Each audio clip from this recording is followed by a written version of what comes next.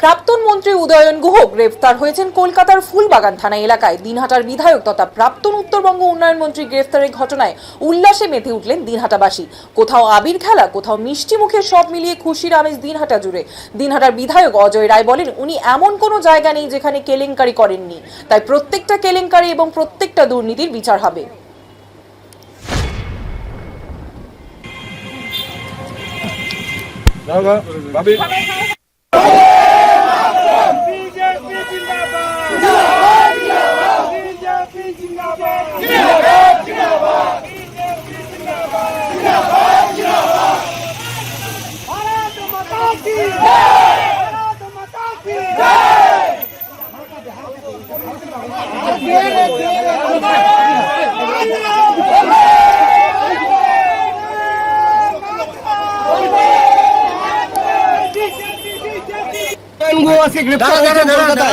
কলকাতা ফুলবাগান থানার পুলিশ তাকে গ্রেফতার করেছে, কি বলবেন?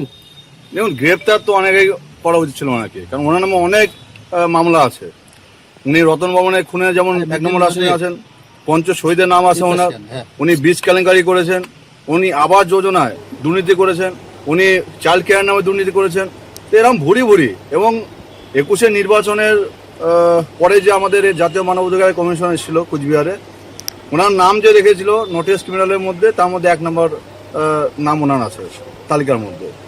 তো এরপরে অনেক আপনারা দেখেছেন যে ওপেন স্টেজে বিভিন্ন ধরনের উনি মন্তব্য করতেন। তো অনেকেই গ্রেপ্তার করা হচ্ছিল, আর উনি ভেবেছিলেন যে ভোটের পরে ভেঙে গিয়েছিলেন, হচ্ছেন যে এখানে এইভাবে বেঁচে যাবে।